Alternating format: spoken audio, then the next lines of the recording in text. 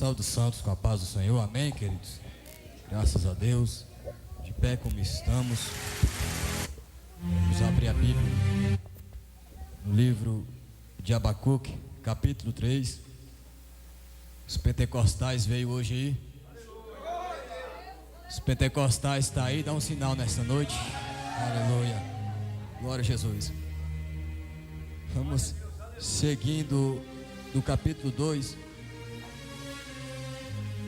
e o versículo 20, e em seguida estarei lendo o versículo 2 do capítulo 3, a qual é o tema e onde está no contexto o tema para a pregação dessa noite, amém?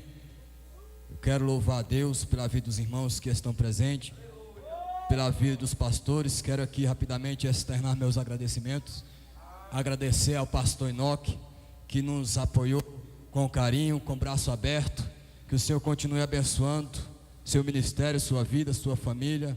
Agradeço assim cada um dos irmãos, ao pastor Daniel, meu mestre, que tenho aprendido muito, que sempre que tenho oportunidade estou aprendendo com suas palavras, com seus conselhos e com a sua doutrina. Eu louvo a Deus porque Deus tem homens, profetas na terra, aleluia. Eu fico mais feliz ainda porque Deus tem colocado na minha vida pessoas assim, pessoas usadas por Ele, amém, queridos?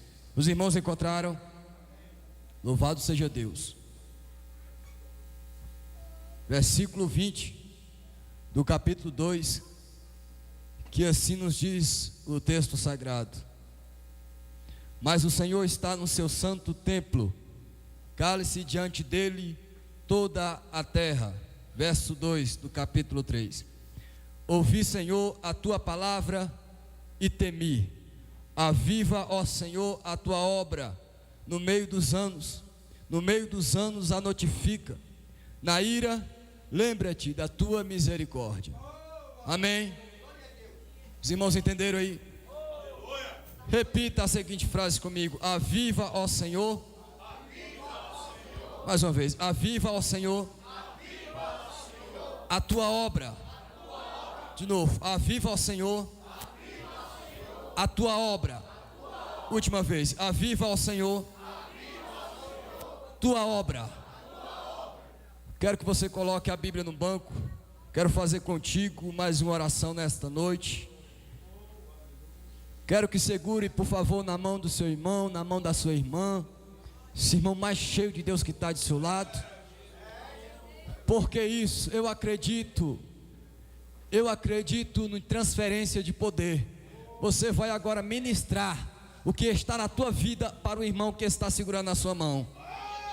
O que Deus reservou para a noite de hoje está além da minha, da tua compreensão. Então eu quero que você me ajude hoje a pregar. Como? Adorando o nome de Deus. Eu aprendi que um grito de glória é como um calibre 12, um tiro de calibre 12 na cabeça do diabo. Não quero te convidar a simplesmente balear Satanás. Não quero isso. Quero te convidar a simplesmente metralhar Satanás aqui hoje. Se o diabo tem juiz, ele deve estar voltando de ré para o quinto dos infernos. Está passando da hora de Satanás saber que bairro São José pertence a Deus. Está passando da hora do capeta saber que este bairro pertence a Jesus, que esta igreja está coberta com o sangue do Cordeiro, amém? Você que é pentecostal, comece glorificando ao nome de Jesus Cristo. Altíssimo e soberano Deus, Pai eterno, Deus comigo, majestade, soberano, meu Deus amado, eu te dou graça. Pai, eu te dou graça por tudo que o Senhor fez, por tudo que o Senhor faz e ainda vai fazer nesta noite. Altíssimo e soberano, meu Deus, o Senhor sabe que houve impedimento, meu Deus, para que este evento, para que este culto não acontecesse. Meu Deus amado, o Senhor sabe que Satanás lutou com todas as armas para que a tua igreja não estivesse aqui, mas estamos. O Senhor nos ajudou, o Senhor nos trouxe, e uma vez que o Senhor nos trouxe, só vamos sair daqui, meu Deus, quando a tua glória for mais uma vez manifestada nas nossas vidas. Meu Deus amado, uma vez que eu estou aqui, só vou entregar, meu Deus amado, este microfone quando entregar aqui o recado que o Senhor tem para a tua igreja. Meu Deus, Pai querido, Deus santo, eu peço ao Senhor que se a tua igreja não for arrebatada, meu Deus, que se a última trombeta não foi soada e que o Senhor não levar a tua igreja translatada ao céu, nos próximos 20 minutos,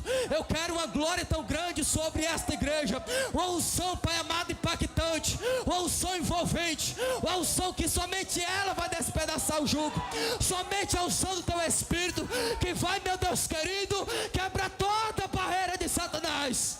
Visita a tua igreja nesta noite, traz a tua unção, traz o teu fogo, traz o teu poder pentecostal, meu Deus, arrebata, Pai querido, batiza com fogo, faz aquilo que te apraz e aquilo que está na tua vontade nesta noite, em nome do Senhor Jesus Cristo, amém e graças a Deus. Pode se assentar adorando e glorificando ao nome de Jesus. Hoje não é um culto diferente dos demais, hoje é um culto do que chamo anormal. Costumo dizer que ninguém vem para a casa de um Deus anormal para ver aquilo somente que é normal. Ninguém vem para a casa de um Deus inexplicável para ver aquilo que se explica. Se você entrou aqui hoje crente neste Deus, acredite, fique na dispensação, esteja disposto a receber qualquer coisa que vem de Deus nessa noite. Amém, aleluia, louvado seja Deus. Amados, santos do Senhor, quero aqui nesta minha oportunidade trazer uma mensagem de Deus para a tua vida.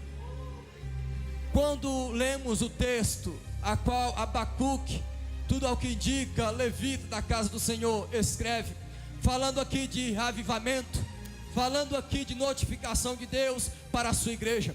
Quero aqui pregar no seguinte tema, aproveitando que o texto me é oportuno, que o contexto me é oportuno para tematizar a mensagem da noite deste dia, frisando o tema a qual o Senhor me deu para o sermão desta noite, a qual é impactados com o poder de Deus. Quer sair daqui impactado com o poder de Deus? Acredite, o Espírito Santo de Deus está aqui.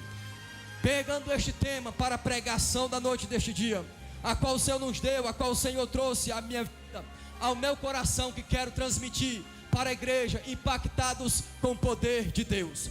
Mas para que eu venha falar aqui nesta noite de impactados com o poder de Deus, para que eu venha pregar aqui nesta noite, falando de reavivamento, falando de presença de Deus, falando de poder pentecostal nesta igreja, nesta terra, tenho que provar para você, trazer para a tua vida, trazer a tua lembrança, trazer o teu conhecimento, que ainda tem reavivamento de Deus na terra, que ainda tem presença de Deus na terra, que ainda tem batismo com fogo, que ainda há uma porção dobrada de Deus para as nossas vidas. Para que eu venha falar deste tema, impactados com o poder de Deus, eu quero aqui trazer a tua lembrança, e quero que você venha comigo um pouco para dentro da Bíblia Sagrada, aonde iremos descobrir profecias, relatos bíblicos, profecias de profetas do Senhor, falado, profetizado há mais de 2000 anos atrás, porém que foi escrito, canonizado, registrado e escrito e inspirado pela pessoa do Espírito Santo de Deus, aleluia, para a nossa vida.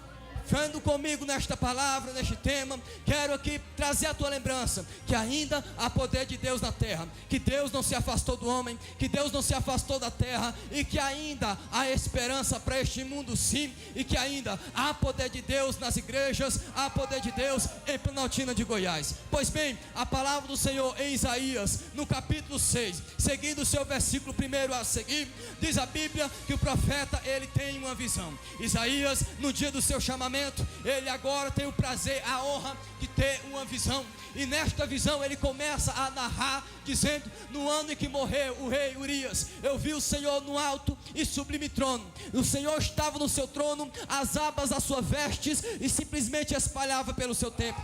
Os serafins voavam por sobre a sua cabeça, os serafins tendo eles 6 asas, que com 2 cobria o rosto, que com 2 cobria os pés, sendo assim ato de reverência profunda, sendo assim ato de respeito à pessoa de Deus, sendo assim uma maneira simplesmente de reverenciar a presença de Deus. E diz o profeta, dizendo ele: no ano em que morreu o rei Urias, eu vi o Senhor desta forma, e os serafins voavam sobre o Senhor, cada um tinha 6 pares de asa, sendo que com 2 cobriu o rosto, com 2 cobriu os seus pés, porém com 2 voavam os serafins, e todos em uma só voz diziam: santo, santo, santo, santo é o Senhor dos exércitos, toda a terra está cheia da sua glória. Quero repetir, os serafins diziam: santo, santo, santo é o Senhor dos exércitos, toda a terra está cheia da sua glória. Eu disse que assim foi dito pelos anjos, que assim foi aceito por Deus, que toda a terra está cheia da glória de Deus. Ora, a Bíblia me dá base para pregar, para acreditar que no planeta onde vivemos não tem demônio, não tem simplesmente Zé Pilita, Rua Pombagira, nada disso. A Bíblia diz que a terra está cheia da glória do Senhor. A terra ainda tem presença de Deus. Aí você vai me dizer: mas irmão Valmir, a Bíblia diz que o mundo já é do maligno, o mundo, o príncipe deste mundo é Satanás. Ora, quando o evangelista João escreve em primeira sua carta, no capítulo 5, versículo 19, dizendo, primeiramente ele usa a parte A do versículo, dizendo: é certo que somos de Deus e que o mundo já é do maligno. Quando o evangelista João diz: é certo que somos de Deus e que o mundo já é do maligno, Satanás simplesmente ele tem que entender uma coisa: que ele está no controle permissivo ainda da vontade do meu Deus. Quando o evangelista João diz que o mundo já é do maligno, primeiramente ele diz: é certo que somos de Deus. Ou seja, o diabo está no controle do sistema mundano, no sistema talvez das leis mundanas, no sistema tudo aquilo que vem controvérsia, daquilo que vem contra os princípios de Deus. Mas na minha vida, na tua vida, na vida daqueles que colocaram nos ombrais da porta a marca do sangue do Cordeiro, este Satanás não toca, não mata, não se mete, não se intromete, porque a tua vida tem a marca do sangue do Cordeiro, a tua vida tem a presença de Deus, tem reavivamento de Deus na terra. Assim nesta noite, quem acredita, levante a mão assim e dá glória a Deus aí para o inferno ouvir. Escuta, já te disse que Satanás está no controle da vontade permissiva do meu Deus. Aí Deus usa novamente o profeta Isaías, tendo já experiência com Deus, no capítulo 66, aonde o Senhor diz: o céu é minha habitação, a terra é a estrada dos meus pés. No original o Senhor está dizendo: eu sou um ser tão santo, tão poderoso, tão infinito, tão grande, tão majestade, tão tudo, que eu habito no céu, lugar isento de pecado, lugar santo, lugar puro, lugar que os serafins para estar diante dele tem que cobrir o seu rosto para não ver a face de Deus. Mas aí depois ele diz: mas a terra é a estrada dos meus pés. Ou seja, ele está dizendo: eu habito no céu, mas os meus pés estão sobre a terra. Então, para você que não acredita na existência de Deus na terra, no poder de Deus neste planeta, na existência do Espírito Santo na terra, para mim, nem que sejam os pés do Senhor na terra, para mim está valendo. Nem que sejam os pés da majestade na terra, para mim está valendo. Aí eu faço igual aquela irmã que diz a Bíblia, que chega aos pés de Jesus e começa a lavar os pés de Cristo com as suas lágrimas e começa a secar com seus cabelos e se prostra aos pés do Mestre. Eu quero te convidar hoje a voltar a acreditar que ainda há presença de Deus na terra, que ainda há avivamento de Deus na terra, que estamos vivendo dias não apenas de frieza, estamos vivendo dias de pessoas ser impactadas com o poder de Deus. Estamos vivendo dias a qual o Senhor tem levantado pessoas loucas por Ele, pessoas que ainda acreditam no poder reavivamento do Espírito Santo, pessoas que ainda acreditam que há esperança para este país, que há esperança para esta cidade, que há esperança para este mundo, porque Satanás está no controle do mundo, mas as vidas que ainda estão aqui, ainda que Jesus ama sobre estes, Jesus está com as mãos abertas dizendo: eu quero salvar, eu quero libertar, eu quero transformar, eu quero batizar com o Espírito Santo. Ainda tem reavivamento de Deus na terra. Amém? Você crê nisso? Eu quero que você entenda: há poder de Deus sim na terra. Louvado seja o nome de Jesus. Pois bem, vamos para a palavra. Aleluia. Amados, santos do Senhor, predestinados ao céu, sacerdócio real de Cristo, quando eu me deparo a um texto igual a este a qual Abacuque escreve, quando o Senhor me impactou com esta palavra, eu vi aqui a necessidade do povo de Deus se achegar a Ele, do povo de Deus buscar a Ele para ser achado dEle. Eu vi aqui a necessidade de pessoas terem interesse em ser cheios do Espírito Santo. Eu vi aqui a necessidade de pessoas se achegar a Deus, a fazer como diz o apóstolo Paulo quando escreve a carta aos Efésios: enchei-vos do Espírito de Deus. Eu vejo aqui, mediante esse texto, a necessidade, quando o Senhor nos desperta com esta palavra, eu vejo aqui a necessidade de estarmos perto de Deus, de termos intimidade com o Senhor. Louvado seja Deus. Pois bem, homem chamado Abacuque, um texto pouco pregado, um texto pouco anunciado, pouco conhecido. Também pudera Abacuque, em momento algum da Bíblia Sagrada, em momento algum da Escritura Santa do Senhor, vai mencionar os feitos de Abacuque, vai mencionar os atos de Abacuque. A Bíblia não vai falar da família de Abacuque, não vai falar quantos filhos Abacuque teve, ou se foi casado, ou se morava em Jerusalém ou fora de Jerusalém. Não, no decorrer da Bíblia Sagrada, vemos aqui um livro tanto quanto pequeno, mas um texto forte, um texto poderoso. E quando eu me deparo a história do homem chamado Abacuque, ao que tudo indica, era um levita da casa de Deus, era um instrumentista da casa do Senhor, que simplesmente, infelizmente, teve o desprazer, teve a infelicidade de ver a sua terra, a sua pátria amada, a sua tribo por nome de Judá, simplesmente vendo ele, o sacerdócio, entrando em degradação, vendo ele que todo o povo de Deus estava afastando-se dele, vendo ele que toda a igreja do Senhor estava esquecendo-se que há um Deus. E agora do capítulo 1 ao capítulo 2, Abacuque questiona com Deus e diz: Senhor, como pode o povo desobedece, não acontece nada? Senhor, como pode o povo levantar altar a Baal, a Astarote, a tantos deuses, e o Senhor não faz nada? Aí o Senhor manda a resposta a Abacuque dizendo que levantaria os caldeus contra a nação de Judá, contra a tribo de Judá, para que pudessem se chegar a Deus, para que pudessem ver-se no perigo e se chegar a Deus. Aí o Senhor conforta Abacuque dizendo: olha, não se preocupe, porque os caldeus, num determinado tempo, vai ter um castigo, não vai ficar impune. O Senhor estava usando os caldeus, estava usando Nabucodonosor, estava usando os babilônicos para se levantar contra a nação, contra a tribo de Judá, mas porém o Senhor não os tinha abandonado, era apenas uma vírgula, era apenas uma maneira de o Senhor provar o seu amor para de Judá, e Judá se chegar mais a Deus. E agora o que me chama a atenção é que a resposta do Senhor Abacuque se alegra, porque no capítulo 3, ele agora clama ao Senhor: Senhor, aviva a tua obra no decorrer dos anos,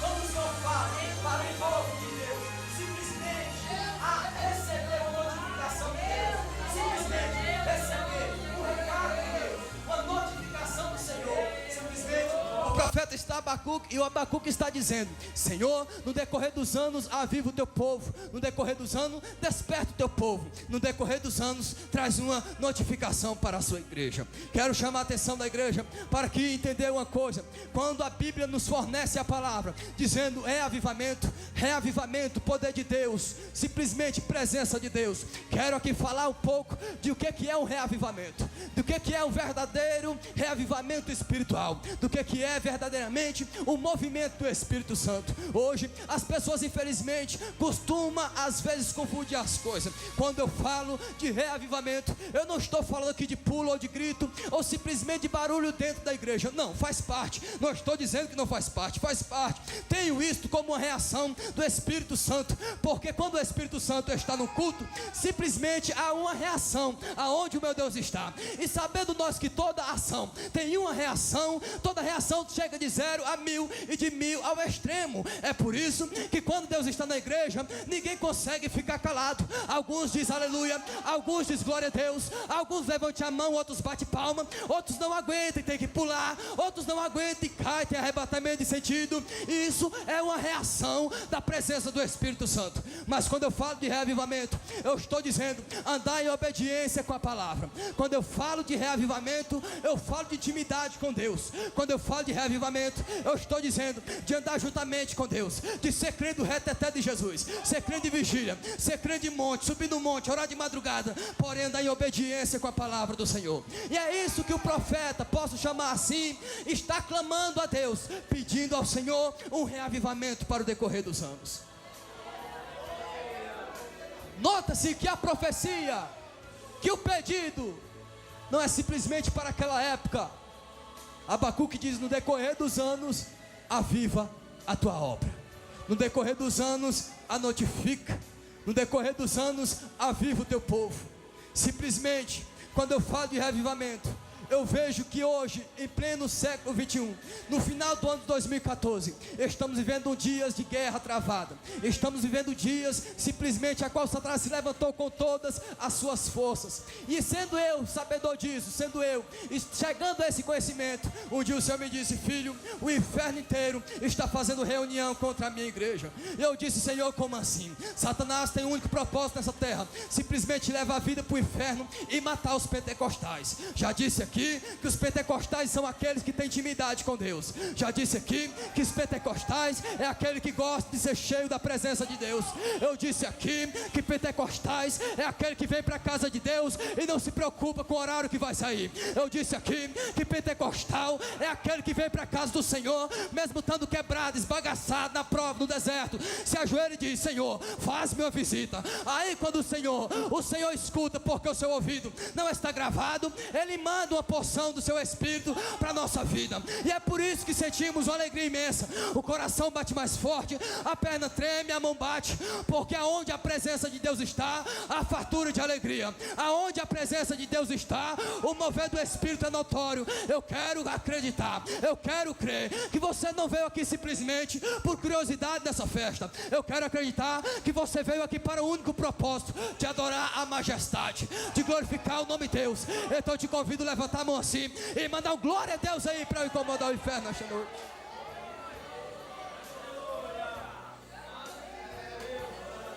Escuta, Satanás disse aqui que a função dele, uma das prioridades, é matar os pentecostais. Sabe por quê? Porque oração, Bíblia, jejum, consagração, evangelismo, obediência, tudo isso tipifica um crente pentecostal. E Satanás agora faz uma reunião no inferno.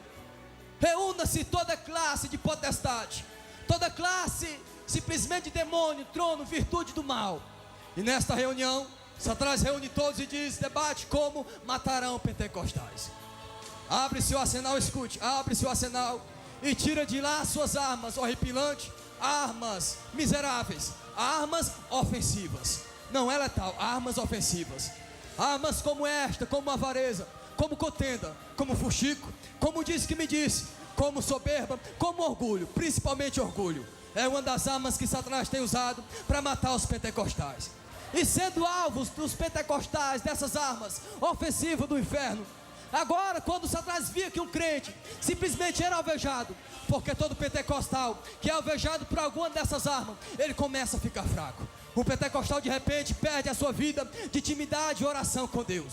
Deixando ele de orar, que dá poder, que dá unção, ele vai perder a vontade de estar na palavra de Deus. Perdendo ele a vontade de estar na palavra de Deus, ele vai perder a vontade de louvar Deus. Perdendo ele a vontade de louvar Deus, simplesmente a vida dele já não vai fazer praticamente nenhum sentido. Porque o sentido da nossa vida nesta terra é louvar ao Senhor e pregar o Evangelho para aqueles que não conhecem a Jesus ainda. O sentido da vida, tem o costume de dizer que crente nesta terra só serve para duas coisas: adorar a Deus e pregar o Evangelho. Pois bem, Satanás usava todo o seu argumento, todo o seu armamento ofensivo e usava contra os pentecostais. Quando o pentecostal perdia a vontade de ler a Bíblia, posteriormente ele vai perder a vontade de orar. Quando ele perde a vontade de orar, ele vai ficar fraco. O pastor não vê mais ele no culto de ensino, não vê mais no culto de oração. Simplesmente ele tem uma vida normal, porque vida de crente não pode ser normal. Vida de crente tem que ser anormal. Andar junto com o Pai, ter intimidade com o Papai do céu. Amém? Louvado seja Deus. Escute. E agora o diabo fazia mais uma reunião no inferno. E mediante a situação, batia na mesa e dizia: matamos mais um pentecostal. Eu disse aqui que as armas do inferno são ofensivas. Talvez você entrou aqui, talvez, como alvo dessas armas ofensivas dele.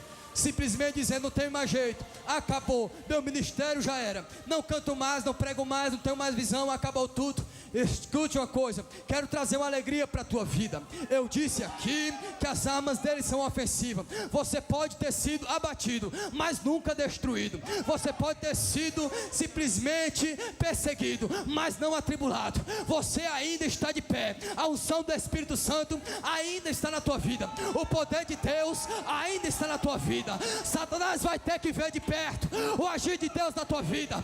Os demônios vai ter que ver de perto a presença de Deus na tua vida. Só que acredita, levante a mão assim, que acredita no poder de Deus e adore a Deus e prepara para ser impactado com o poder de Deus nesta terra.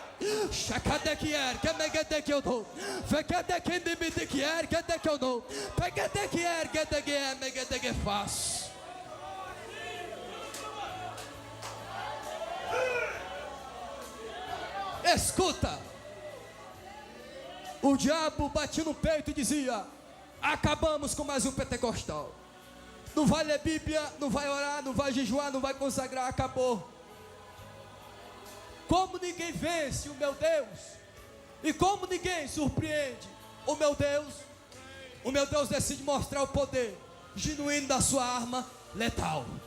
A palavra de Deus, crendo você ou não, ela é uma arma poderosa e letal. Ela não ofende, ela simplesmente vai ao alvo e faz aquilo que apraz a Deus. Diz o profeta Isaías: como a chuva desce e escorre e faz conforme diz a natureza, assim é a palavra do Senhor, que vai e não volta vazia, antes de se cumprir aquilo que apraz ao Senhor. Arma poderosa, 2 canos, Novo e Velho Testamento, calibre 66, calibre que simplesmente tem o poder de restaurar, de modificar, de libertar. E o Senhor deu esse poder e essa arma para as nossas vidas. E quando o Senhor traz essa arma letal, o Senhor bate na mesa ou no trono dele e diz: vou começar a restituir. Vou começar dizendo que a glória da segunda casa será maior do que a primeira. Aí simplesmente Satanás perde a batalha mais uma vez, como de costume, e o meu Senhor mostra o poder da sua arma simplesmente letal. A arma esta a qual o autor aos Hebreus escreve